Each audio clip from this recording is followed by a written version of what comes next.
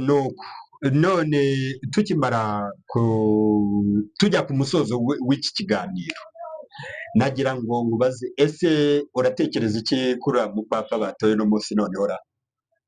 umva uriya mupapa batoye uyu munsi imyaka afite ni 3.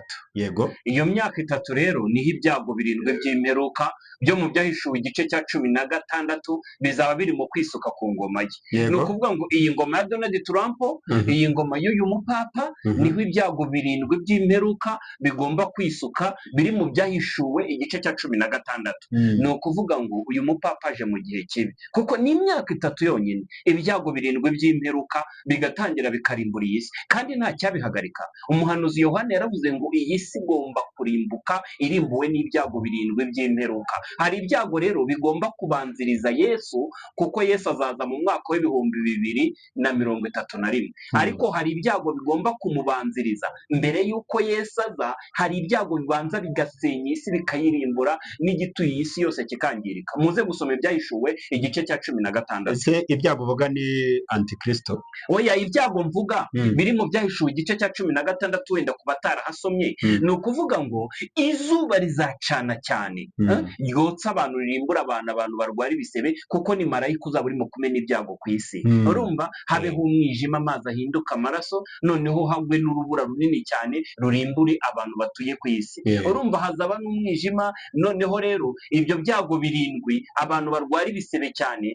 Ariko wenda wambaza uti ni kubera iki Imana izaba irekuye ibyo byago ngo birimbure isi? Ahubwo niho wari ugeze bwa Nema. Kandi Imana ijya kurimbura Sodoma na Gomora, ikarimbura iteza na wa mwuzure, yavuze ko itazongera kurimbuza umuriro cyangwa amazi. Ni gute wavuga gutyo ko numva biteye ubwoba? Urabizi impamvu Imana izarimbura iyi si, kandi muri iyi myaka 3 iri imbere, mu mwaka w'ibihumbi 2025, 2026 na 2027, ibyago 7 bigomba kwisuka.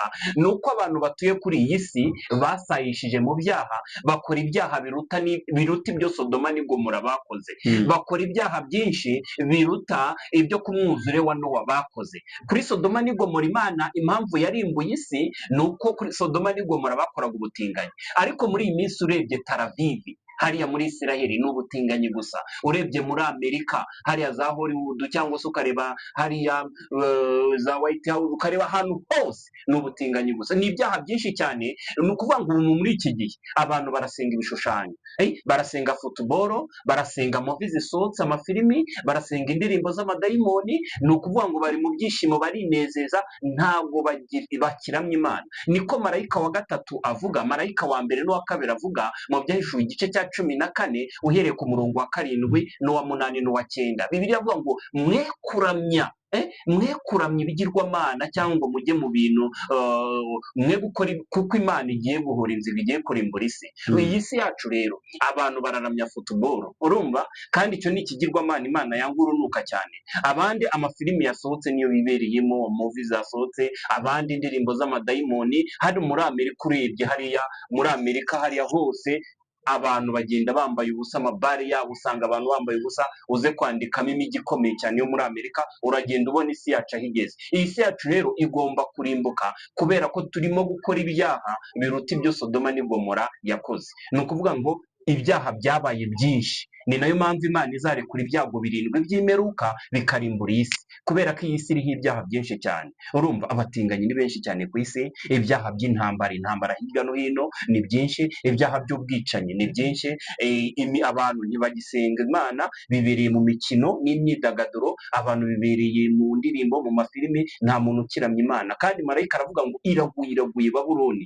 mu byahishuwe igice cya 14 umurongo wa 8, ngiraguye Babuloni irimbukanye n'ibibi byayo. Ni ukuvuga ngo ni imyaka 3 isi ikarimbuka. Uzi ko ibyo bintu uri kuvuga bihuriranyeho n'ibyo numvishe kare mu itangazamakuru, bavuga yuko ngo muri 2022 ubwo ngo ibarurishamibare ryabaga, basanze yuko ngo abakristo ngo bari kugabanyuka kandi n'ibice 4% by'abantu bajya gusenga.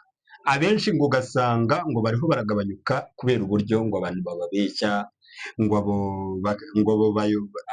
babita abashumba, ugasanga baraza bababeshya.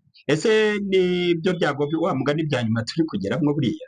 ni ukuvuga ngo turi ku gihe cy'iherezo, igihe cyo gusukwa kw'ibyago birindwi byo mu byahishuwe, kandi noneho na ya myaka 6,000 iboneka mu buhanuzi nayo n'ubundi igiye kuzura, ariko n'ubundi Yesu agomba kuza ari uko iyi si yabaye ubutayu, iyi si yabaye amatongo kubera ibyaha byabo. Ntabwo rero Imana hari ibyaha Imana itajya yihanganira.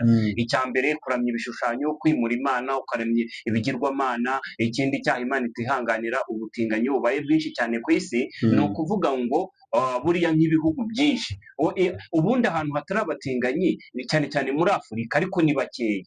Ariko ugiye i Burayi ukajya muri Aziya ku mugabane wa Amerika, ku mugabane wa Burayi byarakomeye cyane, ko noneho no ku muhanda no hirya no hino ngo byarakomeye. Muri Afurika niho abantu mbese niho abantu bataranduzwa cyane. Niyo mpamvu rero Imana izarekura biriya byago birindwi by'imperuka. Rero ngiye gusoza mbabwira, ni muri episode ya 2 tuzakomerezaho, tuzagaragaza ese siyansi ivuga iki ku kurimbuka kw'isi. Ese kariya kayunguruzo kangiritse k'izuba, wowe umuyobozi wa siyansi uzadusobanurira wenda impamvu, wenda niba muri siyansi nabwo niba hari ikintu mwizeye neza, cyangwa nuko isi izarangira. Nuko ubwo ngira ngo mwabyumvishe, mukore share kuri urukuta rwacu rwa YouTube, mwumvishe ibyo twaganiriye. Niba hari icyo ushidikanyaho, niba hari icyo waba wumvishe, utwandikire muri komenti, ukore share, ukore subscribe.